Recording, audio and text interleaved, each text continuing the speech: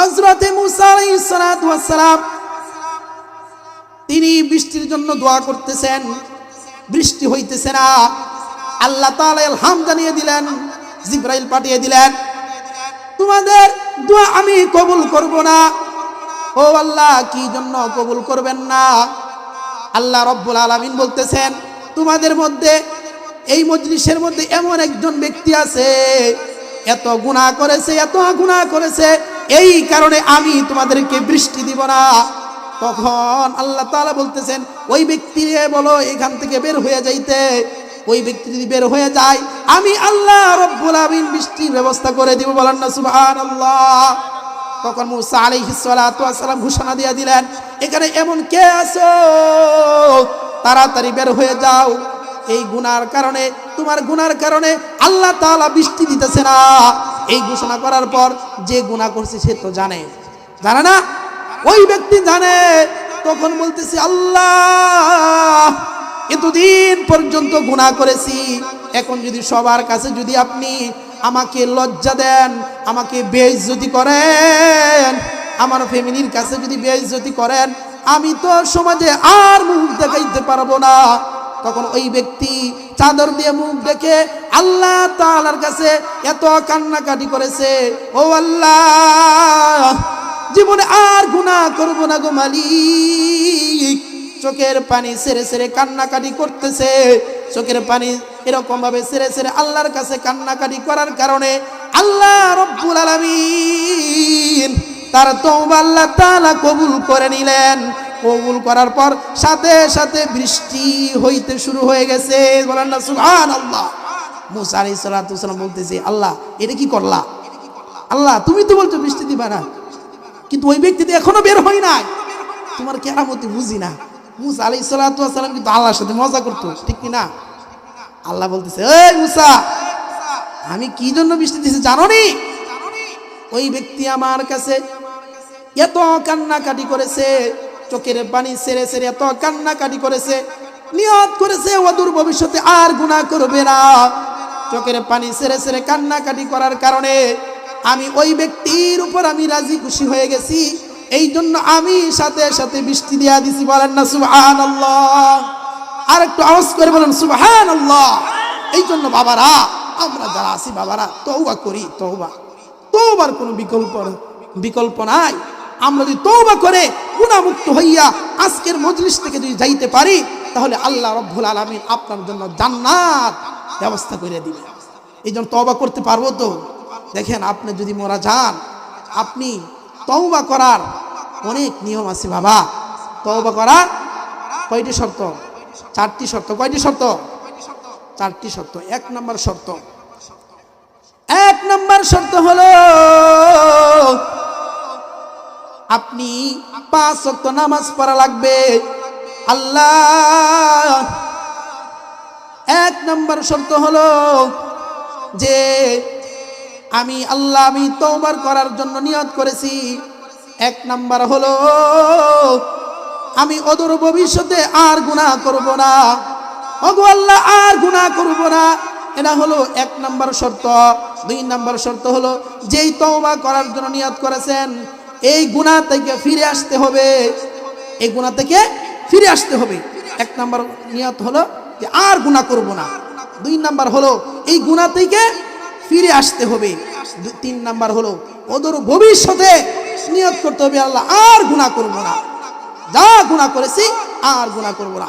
4 নম্বর হইছে গিয়া হক আদায় করে দেওয়া লাগবে। আপনি যদি এখন দিল্লির মধ্যে বৈশা যদি আপনি আস্তাগফিরুল্লাহ যদি পড়েন, তওবা করেন, কাম হইব? মানুষের হক কত নষ্ট করেছেন আপনি জানেন? আপনি যতই তওবা করেন না কেন, এই তওবা আল্লাহ তাআলার কাছে কবুল হবে না। বলেন ঠিক কিনা? আলহামদুলিল্লাহ, এখন বোঝা যাইতেছে যে এখানে আলোচনা হইতেছে, শ্রোতা আছে, ঠিক কিনা? এখানে আমরা যারা আসছি, কিসের জন্য আসছি? আমরা সকলেই যেন জান্নাতি হয়ে যাই, আমরা যেন সকলেই জান্নাতের মালিক হইয়া যাই, এই জন্যই আমরা এখানে এসেছি। এত শীতের মধ্যে ঘর বাড়ি ছেড়ে অনেক দূর দূরান্ত থেকে আমরা এখানে আসছি, কোনো মানুষকে খুশি করার জন্য না, ঠিক কিনা? কোনো মানুষকে খুশি করার জন্য? কাকে খুশি করার জন্য? একমাত্র আল্লাহ তাআলাকে খুশি করার জন্য আমরা এখানে এসেছি। আর কোনো ভিন্ন নিয়ত আছে? কোনো ভিন্ন নিয়ত নাই। তবে আমরা যে জান্নাতে যেতে চাই, সবাই আমরা বলতেছি জান্নাতে যেতে চাই। জান্নাতে যেতে হলে পবিত্র অবস্থায় যেতে হবে। গুনাহ নিয়া কেউ জান্নাতে যেতে পারবে না। আমি যদি যেতে চাই জান্নাতে, তাহলে একদম পবিত্র, সাফ, পরিপূর্ণ, শুদ্ধ হইয়া, সুন্দরভাবে একদম গুনাহ মুক্ত হইয়া তারপরে জান্নাতে যেতে হবে। কিন্তু আমরা তো অনেক গুনাহ করে ফেলেছি। হাদিসের মধ্যে এসেছে কুল্লু বানি আদামা খাত্তাউন, বনি আদম প্রত্যেকেই গুনাহগার। কি কেউ যদি বলেন হুজুর আমি গুনাহগার না, কিন্তু আমার রাসূল সাল্লাল্লাহু আলাইহি ওয়াসাল্লাম বলতেছে, তিরমিজি শরীফের হাদিস, বনি আদম প্রত্যেকেই গুনাহগার। কিনা? প্রত্যেকেই গুনাহগার। খয়রুল খাত্তাইনাল তাওয়াবিন, তবে গুনাহগারদের মধ্যে যারা তওবা করে তারা হলো উত্তম। বলেন না সুবহানাল্লাহ। যারা গুনাহ করে, গুনাহগারদের মধ্যে যারা তওবা করে তারা হলো আল্লাহর কাছে প্রিয় বান্দা। বলেন না সুবহানাল্লাহ। তাহলে আমরা গুনাহ যে করতেছি শুধু মুখে না, আমার রাসূল বলে গেছেন, তিরমিজি শরীফের হাদিসের মধ্যে বলেছেন প্রত্যেকেই গুনাহগার। তাহলে এই গুনাহ নিয়ে তো আমরা জান্নাতে যেতে পারবো না। কেউ জান্নাতে যেতে পারবে? তাহলে হুজুর গুনাহ নিয়ে তাহলে জান্নাতে যেতে পারবো না, তাহলে কি করতে হবে? আল্লাহ তাআলা বলেছেন, বান্দা তিনটা জিনিস যদি তুমি এই তিনটা কর্মসূচি যদি তুমি পালন করতে পারো, তাহলে তুমি জান্নাতের মালিক হয়ে যাও। বলেন না সুবহানাল্লাহ। কে বলেছেন? কে বলেছেন? উত্তর দেওয়া লাগবে কিন্তু। আল্লাহ বলেছেন তিনটা কর্মসূচি তোমরা যদি পালন করতে পারো, তাহলে তোমরা প্রত্যেকেই জান্নাতের মালিক হইতে পারবে। প্রত্যেকেই জান্নাতের মালিক হইতে পারবে। তাহলে আসুন আমরা এই তিনটা কর্মসূচি আমরা জেনে নেই। আল্লাহ তাআলা বলতেছেন, ইল্লা মান তাবা ওয়া আমানা ওয়া আমিলা সালিহান ফাউলাইকা ইয়াদখুলুনাল জান্নাতা ওয়া লা ইউযলামুনা শাইআ। আল্লাহ রাব্বুল আলামিন বলতেছেন, ও উম্মতারা রে,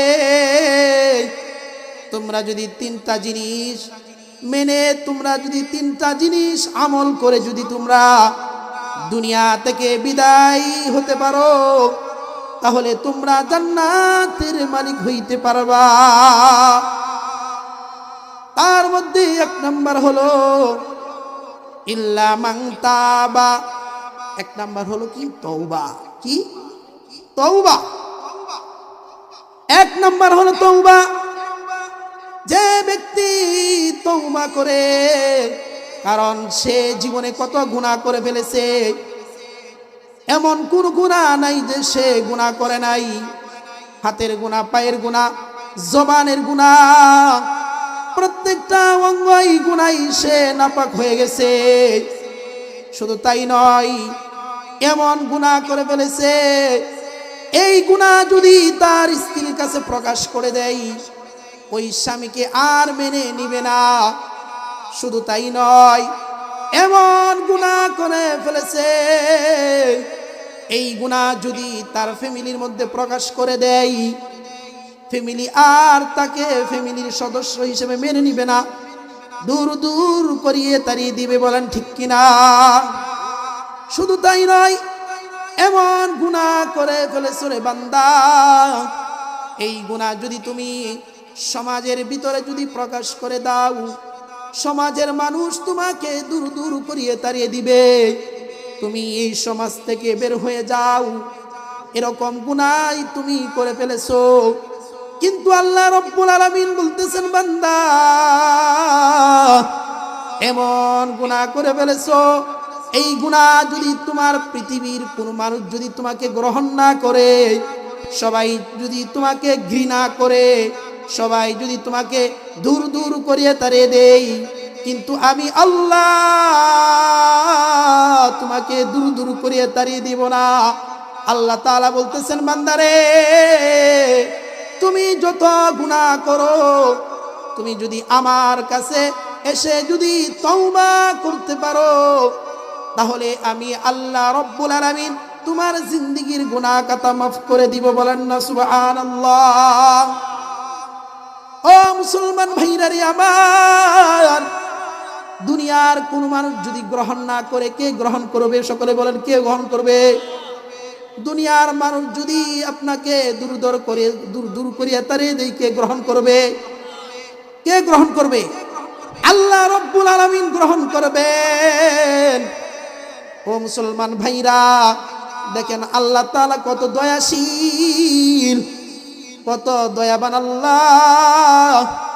দুনিয়ার কোন মানুষ যদি অপরাধ করে, তখন পুলিশ তাকে ধরার জন্য চেষ্টা করে, কি করে না?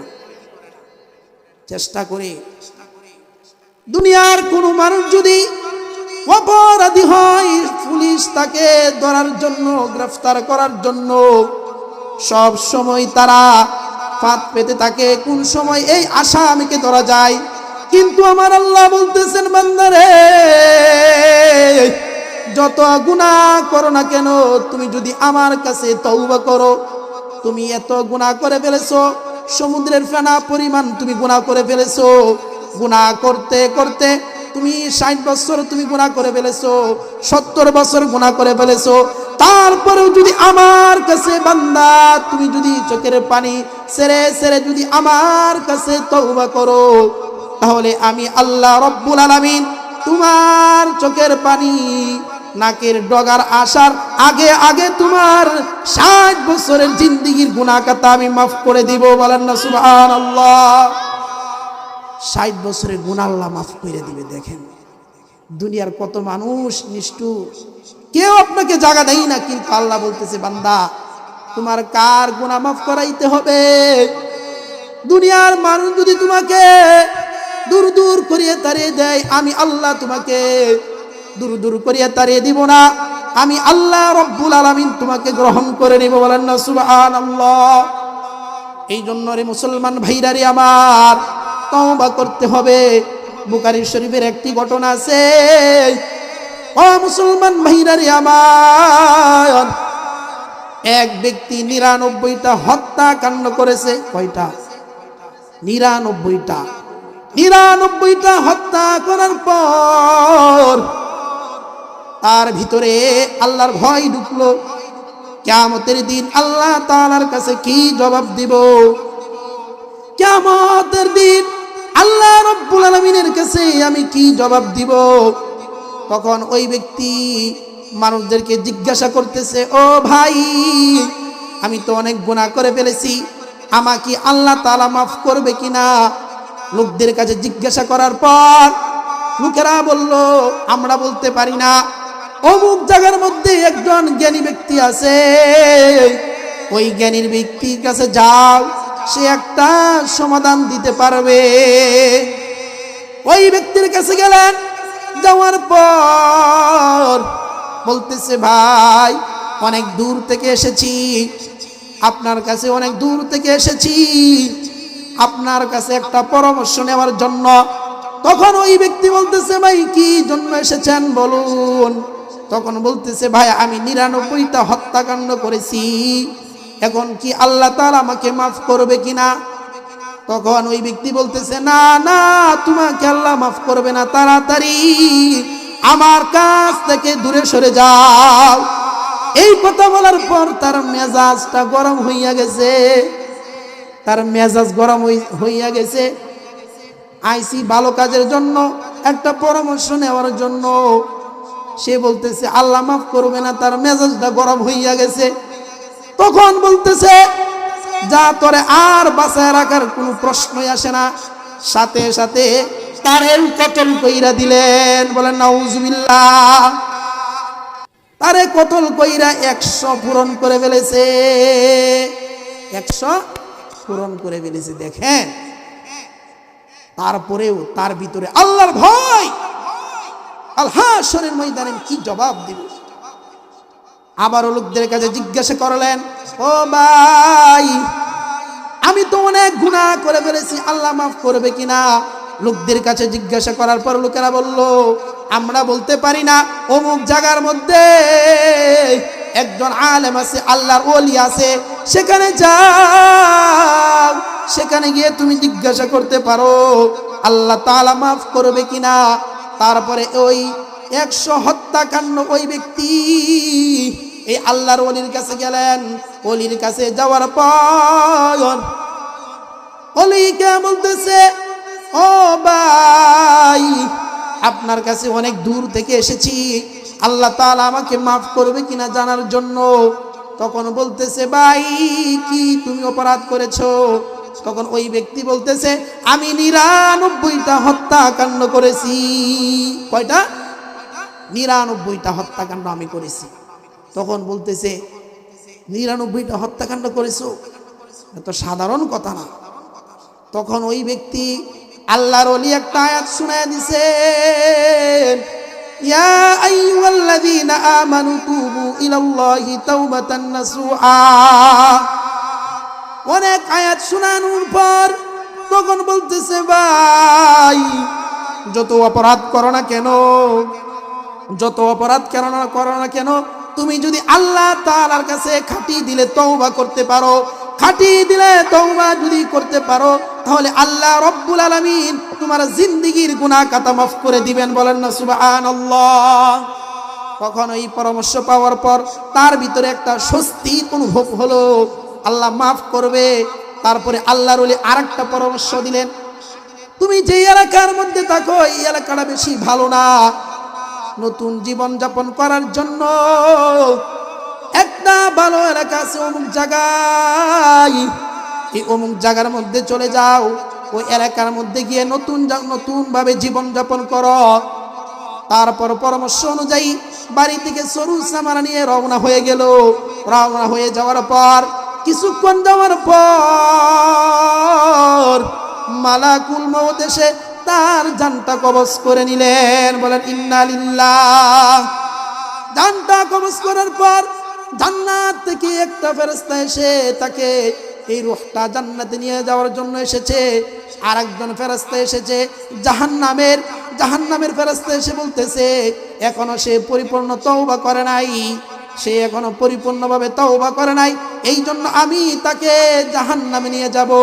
জান্নাতের ফেরেশতারা বলতেছে, এখন সে তওবার নিয়ত করে তো এসেছে, পরিপূর্ণভাবে তওবা করুক না বা না করুক, কিন্তু সে তওবার নিয়ত করে তো এসেছে, এই জন্য তাকে জান্নাতে নিয়ে যাব। দুই ফেরেশতার মধ্যে একটা ঝগড়া শুরু হয়ে গেছে। আল্লাহ তো দেখতেছে। আল্লাহ দেখার পর, এই ফেরেশতা চুপ, তোদের একটা সুন্দর একটা ফয়সালা করে দিই। কি ফয়সালা? আল্লাহ বলতেছে, এই ফেরেশতারা, যেখানে সে ইন্তেকাল করেছে এখান থেকে ভালো এলাকাটা যদি কাছে হয় ফিতা দিয়ে মাপো, ভালো এলাকাটা যদি নিকটবর্তী হয় তাহলে জান্নাতের ফেরেশতারা নিয়ে যাবে। আর যদি খারাপ এলাকা যদি নিকটবর্তী হয় ফিতা দিয়ে মাপার পর তাহলে জাহান্নামের ফেরেশতারা নিয়ে যাবে। কিন্তু খারাপ এলাকাটার থেকে বেশি দূরে আসে নাই, ভালো এলাকা কিন্তু অনেক দূর। আল্লাহ এই ফয়সালা করে দিয়েছে, কিন্তু সে তো তওবার নিয়ত তো করে এসেছে। আল্লাহ বলতেছে, ওরে জমিন, সুবহানাল্লাহ, আর একটু আওয়াজ করে বলেন সুবহানাল্লাহ। তখন ফেরেশতারা ফিতা দিয়ে মাপার পর ভালো এলাকাটা নিকটবর্তী হয়ে গেছে আর খারাপ এলাকাটা দূরবর্তী হয়ে গেছে। এইভাবে আল্লাহ তাআলা ওই ব্যক্তিকে মাফ কইরা দিছে। বলেন না সুবহানাল্লাহ। দেখেন আল্লাহ রব্বুল আলামিন কত দয়াশীল, কত দয়াবান। পরিপূর্ণভাবে তওবা করে নাই, কিন্তু নিয়ত করার কারণে আল্লাহ মাফ কইরা দিছে। আমি আপনি কি 100 হত্যাকাণ্ড করছি? 100? তাহলে আমি আপনি যদি আল্লাহর কাছে ক্ষমা চাই, আল্লাহ মাফ করবে না? আল্লাহ মাফ করবে না? তাহলে আজকে যদি আমরা চোখের পানি ছেড়ে ছেড়ে আল্লাহর কাছে যদি কান্নাকাটি করতে পারি, তাহলে আজকে আমরা মাসুম হইয়া গুনাহমুক্ত হইয়া আমরা বাড়িতে যাইতে রাজি আছি না? তওবা কইরা, আস্তাগফিরুল্লাহ, তওবা কইরা গুনাহমুক্ত হইয়া চোখের পানি ছেড়ে ছেড়ে কেঁদে আমরা জান্নাতের মালিক হইতে চাই না? সবাই কি জান্নাতের মালিক হইতে চান? তাহলে তওবা করা লাগবে, তওবার কোনো বিকল্প নাই। আমাদের নবী, বিশ্ব নবী, সরদারে দু আলম নবী দৈনিক 100 বার তিনি তওবা করেছেন। আমার নবীর কোনো গুনাহ নাই, সমস্ত নবী গুনাহ থেকে মুক্ত, কিন্তু কোনো গুনাহ না থাকার পরেও আমার নবী, বিশ্ব নবী, সরদারে দু আলম নবী দৈনিক 100 বার তওবা করেছেন। আর আমরা কয়বার করি? আমরা তওবা করি না, তওবা করতে ভুলে গেছি। বাবারা, তওবা কইরা যদি যাইতে পারেন, তাহলে আপনি চোখের পানি সাইরা সাইরা যদি আল্লাহর কাছে কান্নাকাটি করতে পারেন, আপনি 50 বছর 60 বছর যত গুনাহ করেছেন আল্লাহ বলতেছেন সব গুনাহ মাফ করে দিবেন। বলেন না সুবহানাল্লাহ? দেখেন ভাই, আল্লাহ তাআলা মাফ করার জন্য একটা ব্যবস্থা করে রাখছে, যেন আমার এই উম্মত, আখিরি উম্মত যেন সবাই জান্নাতের মালিক হইয়া যায়। এই যে বৃদ্ধ বাবারা, কোন সময় মালাকুল মউত আইসা যায় বলা আছে? বলতে পারবেন? কেউ বলতে পারবে না কোন সময় মালাকুল মউত এসে যায়। এই জন্য বাবা, এখনো সময় আছে। মৃত্যু যখন কাছে এসে যাবে, তখন যতই আপনি আল্লাহর কাছে তওবা করেন, আল্লাহ রব্বুল আলামিন এই তওবা কবুল করবে না। এই জন্য সময় থাকতে তওবা করতে হবে। 60 বছর 70 বছর গুনাহ করে ফেলেছি, 70 বছর গুনাহ করে ফেলেছি, 40 বছর গুনাহ করে ফেলেছি, জীবনে কত নামাজ করে ফেলেছি, জীবনে কত নামাজ কাজা করে ফেলেছি।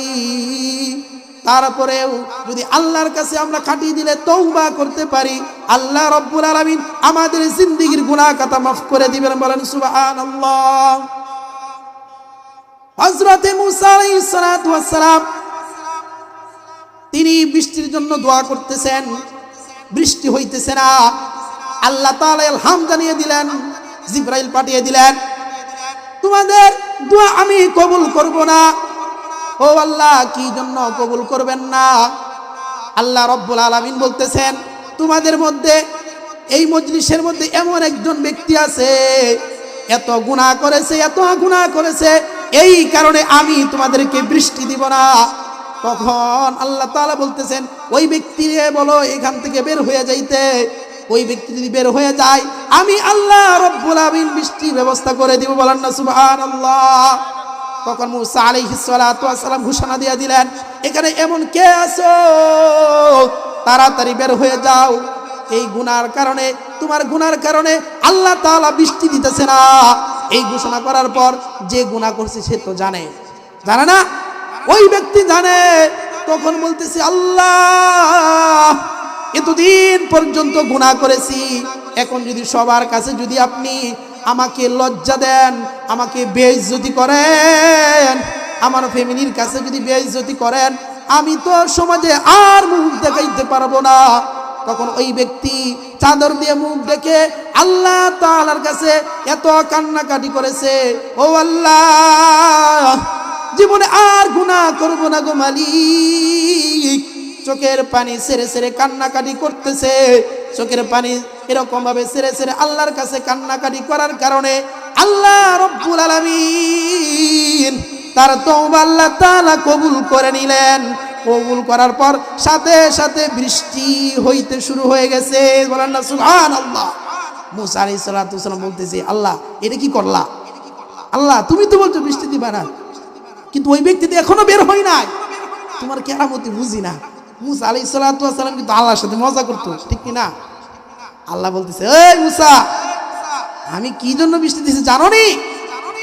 ওই ব্যক্তি আমার কাছে এত কান্নাকাটি করেছে, চোখের পানি ছেড়ে ছেড়ে এত কান্নাকাটি করেছে, নিয়ত করেছে অদূর ভবিষ্যতে আর গুনাহ করবে না। চোখের পানি ছেড়ে ছেড়ে কান্নাকাটি করার কারণে আমি ওই ব্যক্তির উপর আমি রাজি খুশি হয়ে গেছি, এই জন্য আমি সাথে সাথে বৃষ্টি দিয়া দিছি। বলেন না সুবহানাল্লাহ। আর একটু আওয়াজ করে বলেন সুবহানাল্লাহ। এই জন্য বাবারা, আমরা যারা আছি বাবারা, তওবা করি। তওবার কোনো বিকল্প নাই। আমরা যদি তওবা করে গুনাহমুক্ত হইয়া আজকের মজলিস থেকে যদি যাইতে পারি, তাহলে আল্লাহ রাব্বুল আলামিন আপনার জন্য জান্নাত ব্যবস্থা করে দিবেন। এই জন্য তওবা করতে পারবো তো? দেখেন, আপনি যদি মারা যান, আপনি তওবা করার অনেক নিয়ম আছে বাবা। তওবা করার কয়টি শর্ত? 4টি শর্ত। কয়টি শর্ত? 4টি শর্ত। 1 নম্বর শর্ত হলো আপনি 5 ওয়াক্ত নামাজ পড়া লাগবে। আল্লাহ 1 নম্বর শর্ত হলো যে আমি তওবা করার জন্য নিয়ত করেছি। 1 নম্বর হলো আমি অদূর ভবিষ্যতে আর গুনাহ করব না। ওগো আল্লাহ, আর গুনাহ করব না। এটা হলো 1 নম্বর শর্ত। 2 নম্বর শর্ত হলো যেই তওবা করার জন্য নিয়ত করেছেন, এই গুনাহ থেকে ফিরে আসতে হবে। এই গুনাহ থেকে ফিরে আসতে হবে। 1 নম্বর নিয়ত হলো যে আর গুনাহ করব না। 2 নম্বর হলো এই গুনাহ থেকে ফিরে আসতে হবে। 3 নম্বর হলো অদূর ভবিষ্যতে নিয়ত করতে হবে, আল্লাহ আর গুনাহ করব না, যা গুনাহ করেছি আর গুনাহ করব না। 4 নম্বর হইছে গিয়া হক আদায় করে দেওয়া লাগবে। আপনি যদি এখন দিল্লির মধ্যে বৈশা যদি আপনি আস্তাগফিরুল্লাহ যদি পড়েন, তওবা করেন, কাম হইব? মানুষের হক কত নষ্ট করেছেন আপনি জানেন? আপনি যতই তওবা করেন না কেন, এই তওবা আল্লাহ তাআলার কাছে কবুল হবে না। বলেন ঠিক কিনা? এই সমস্ত তওবা আল্লাহ তাআলা কবুল করবে না। এই জন্য হক আদায় করে দেওয়া লাগবে। আপনার 1 সন্তানের হক আপনি বঞ্চিত করেছেন। 5টা সন্তানের মধ্যে এক সন্তানকে সম্পদ দিচ্ছেন না, আপনার মেয়েকে সম্পদ দিচ্ছেন না। আপনি একটু লাল কাইটা একটু বাড়ায় হারাইছেন ক্ষেতের মধ্যে, কি কন আছে না? আপনি ব্যবসায়ীর কাছ থেকে আপনি 1 লাখ টাকা নামাইরা দিচ্ছেন, আল্লাহর কাছে তওবা করলে তওবা কবুল হবে? এই সমস্ত তওবা কবুল হবে না। হযরতে মুসা ইবনে জঙ্গি রাহমাতুল্লাহি আলাইহি, আব্দুল কাদের জিলানীর পিতা, তিনি একটি ফল খেয়ে ফেলেছিল। 12 বছর পর্যন্ত গোলামি করছে, হকুল ইবাদ নষ্ট করে ফেলার কারণে ভুল করে একটা ফল খায় রাইছে, খিদা লাগছিল। 12 বছর পর্যন্ত গোলামি করছে, তারপরেও মাফ করে নাই। তারপরে মেয়েকে বিবাহ করা লাগছে। অনেক ইতিহাস, সেদিকে যাই না। এই জন্য তওবা করা লাগবে। 1 নম্বর হলো গুনাহ থেকে ফিরে আসতে হবে। 2 নম্বর হলো অদূর ভবিষ্যতে নিয়ত করতে হবে আর গুনাহ করব না, আর এই গুনার উপর লজ্জিত হতে হবে। 4 নম্বর শর্ত হলো মানুষের হক আদায় করে দেওয়া লাগবে। এই জন্য আমরা এই 4টা শর্ত আমরা মানতে রাজি আছি না? কিন্তু বাবা 4 নম্বর যে শর্তটা, হক যাদের আমরা নষ্ট করেছি, এই হক আমরা আদায় করে দিব। অনেক দোকানদার আছে, হুজুর বাড়ি বাকি খেয়ে আর আমার দোকানের সামনে আসে না, হুজুর এইদিকে যাই আর সামনে পড়ে না, এরকম আছে না? আপনি গইনা কাল হাসরের ময়দানে এর হক আপনি না দেওয়া পর্যন্ত আপনি সামনে অগ্রসর হতে পারবেন না। এই জন্য সাবধান, এইগুলো হক আমরা আদায় করে দেওয়া লাগবে। এই জন্য মুসলমান ভাইরে আমার তওবা করা লাগবে। তওবার মতো তওবা যদি করতে হবে, তাহলে আমরা আল্লাহর জান্নাতে আমরা পৌঁছতে পারবো। গুনাহ থেকে বাঁচার 4টা উপায়। কয়টা? 4টা উপায়। তার মধ্যে 1 নম্বর হলো নামাজ পড়া লাগবে। কি করতে হবে? নামাজ। গুনাহ থেকে বাঁচা থাকার 4টা উপায়। 1 নম্বর কি? নামাজ পড়া লাগবে। 2 নম্বর হলো যখন একা একা থাকবো, তখন আল্লাহ তাআলা সব দেখতেছে, এইটা মনের মধ্যে রাখতে হবে। আল্লাহ সব দেখতেছে, আমরা যা কিছু করতেছি। কে দেখতেছেন? আল্লাহ। 3 নাম্বার হলো মুরাকাবা করা লাগবে। কি করতে হবে? মুরাকাবা করতে হবে। নিজেকে মৃত্যুর আগে একবার আপনি মারেন। মৃত্যু তো সবারই হতে হবে। কেউ মৃত্যু থেকে বাঁচতে পারবে? কেউ মৃত্যু থেকে বাঁচতে পারবে না। কিন্তু মৃত্যুর আগে নিজেকে একবার মারেন, কল্পনা করেন, মন রে বুঝান, ওরে মন তুমি মইরা গেছো, এরকম ভাবে মন রে বলো, মন তুমি মরে গেছো। মরে যাওয়ার পর ঘর থেকে এরকম ভাবে টেনে টেনে তোমাকে ঘর থেকে বের করবে।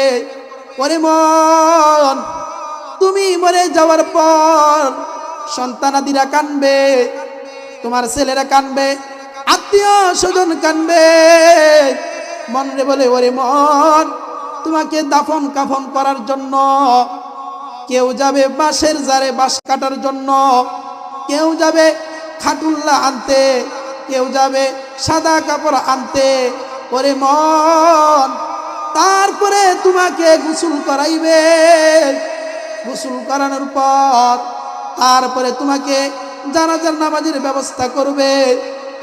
ব্যবস্থা করার পর কেউ তোমাকে স্মৃতিচারণ করবে, অমুক ব্যক্তির অমুক অনেক ভালো ছিল, মনে বুঝাও ওরে মন।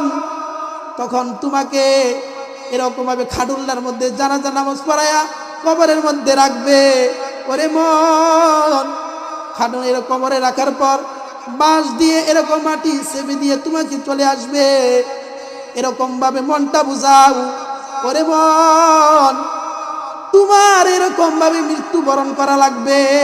এই জন্য আমি মুরাকাবা, মৃত্যুর আগে মনকে বুঝান। মন এরকম কল্পনা করা, একা একা যখন থাকবেন তখন এরকম ভাবে মুরাকাবা করা। এই মুরাকাবা যদি প্রতিদিন করতে পারেন, ইনশাআল্লাহ আল্লাহ আপনাকে এই গুনাহ থেকে বাঁচায় রাখবে। বলেন না সুবহানাল্লাহ। এই জন্য এই চারটা উপায় যদি আমরা মানতে পারি, তাহলে আল্লাহ অবশ্যই অবশ্যই দেখবেন ইনশাআল্লাহ গুনাহ থেকে বাঁচতে পারবেন। এক নম্বর হলো কি, নামাজ পড়া লাগবে। দুই নম্বর হলো, যখন আমরা একা একা থাকবো, যা কিছু করতেছে আল্লাহ দেখতেছে। কে দেখতেছে? আল্লাহ দেখতেছে। তিন নম্বর হলো মুরাকাবা করা। তিন নম্বর কি? মুরাকাবা করা। চার নম্বর হলো নেককার বান্দাদের সাথে সময় দেওয়া, আল্লাহর ওলিদের সাথে সময় দেওয়া। এই চারটা জিনিস যদি মানতে পারেন, তাহলে আল্লাহ অবশ্যই অবশ্যই আপনাকে গুনাহ থেকে বাঁচায় রাখবে। বলেন না সুবহানাল্লাহ। এই জন্য সবাই কি জান্নাতে যেতে চায়? তাহলে কয়টা শর্ত? জান্নাতে যেতে চাইলে কয়টা জিনিস মানতে হবে? কর্মসূচি মনে আছে? তিনটা। কয়টা? তিনটা। আল্লাহ রাব্বুল আলামিন বলতেছেন, তোমরা যদি জান্নাতে যেতে চাও, এক নম্বর হলো তওবা, ইল্লা মান তাবা। এক নম্বর হলো তওবা। তওবা খাঁটি দিলে তওবা করতে হবে, তওবাতান নাসুহা করতে হবে। আল্লাহ রাব্বুল আলামিন বলতেছেন, ইয়া আইয়ুহাল্লাযীনা আমানু তুবু ইলাল্লাহি তাওবাতান নাসুহা। হে ঈমানদারগণ, তোমরা যত গুনাহ করছো না কেন, যত পাহাড় পরিমাণ যদি গুনাহ করে থাকো, তোমরা যদি আল্লাহ তাআলার কাছে তওবা করো, তওবাতান নাসুহা করো, তোমার 80 বছরের গুনাহ, তোমার পাহাড় পরিমাণ গুনাহ আল্লাহ রাব্বুল আলামিন মাফ করে দিবেন। বলেন সুবহানাল্লাহ। দুই নাম্বার হলো ওয়া আমানা, বিশ্বাস স্থাপন করা লাগবে। আল্লাহ রাব্বুল আলামিন মৃত্যুর পরে আবারও জীবিত করবেন, বিশ্বাস করা লাগবে। কিয়ামত, হাসর নাসর হবে, এগুলো বিশ্বাস স্থাপন করা লাগবে। আল্লাহ রাব্বুল আলামিনকে এক হিসাবে মেনে নেওয়া লাগবে। এটার নামই হলো ঈমান। ঈমানের উপর সাহাবীদের মতো ঈমানওয়ালা হতে হবে। সাহাবীরা তাদের জীবন দিয়ে দিয়েছেন, কিন্তু ঈমান ছাড়ে নাই। ঈমান ছাড়ে নাই। উমর রাদিয়াল্লাহু তাআলা আনহু, তিনি ইসলামের এত একজন সৈনিক ছিলেন। কাফের বেঈমানরা উমর রাদিয়াল্লাহু তাআলা আনহুকে দরদর করে কেঁপে উঠছে। এই জন্য ঈমান আনতে হবে, উমরের মতো ঈমান আনতে হবে। আমরা উমরের মতো যদি আমরা এরকম ভাবে ইসলাম ওয়ালা হতে পারি, তাহলে উমরের আমাদের সামনে, তাহলে কাফের বেঈমানরা কথা বলতে সাহস পাবে না। বলেন ঠিক কিনা? ঈমান আনতে হবে ভাই।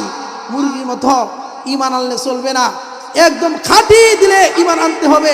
আর বিলাইয়ের মতো যদি আমরা 100 বছর বাচ্চা থাকলে লাভ আছে? আমরা সিংহের মতো আমরা যদি 1 মিনিট বাঁচতে চাই, তাহলে এই বিলাইয়ের 100 বছর বাঁচার চাইতে 1 মিনিট বাঁচা এটাই উত্তম। বলেন ঠিক কিনা? এই জন্য বাবারা, 2 নম্বর হলো ওয়া আমানা, তোমরা ঈমান আনো, সাহাবীদের মতো ঈমান আনো। 2 নম্বর হলো ওয়া আমিলা সলিহা, নেক আমল করো।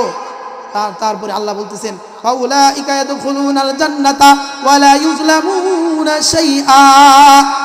এই তিনটা যদি তুমি মানতে পারো, আল্লাহ রাব্বুল আলামিন তোমার জিন্দেগীর গুনাহ খাতা মাফ করে দিয়া তোমাকে আল্লাহ তাআলা জান্নাতের মালিক বানায় দেন। বলেন সুবহানাল্লাহ।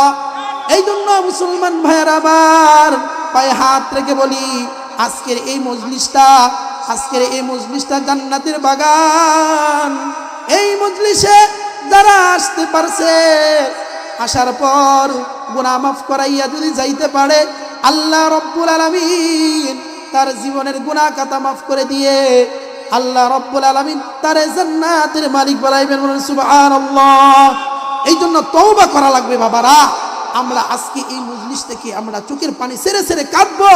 আল্লাহ জীবনে অনেক গুনাহ করে ফেলেছি।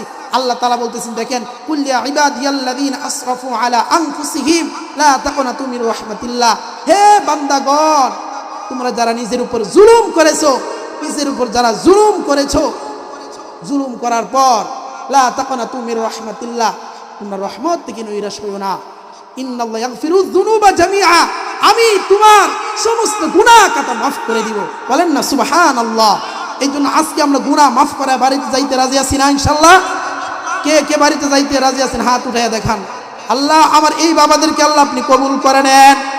ওগো আল্লাহ, এই বাবাদের তাদের জীবনের গুনাহ খাতা মাফ করে দেন। আল্লাহ তাদের জীবনের গুনাহ খাতা মাফ করে দেন। তারা ওয়াদাবদ্ধ হইতেছে আর জীবনে গুনাহ করবে না। ওগো আল্লাহ, যারা হাত উঠাইছে আল্লাহ তাদের জীবনের গুনাহ খাতা মাফ করে দেন।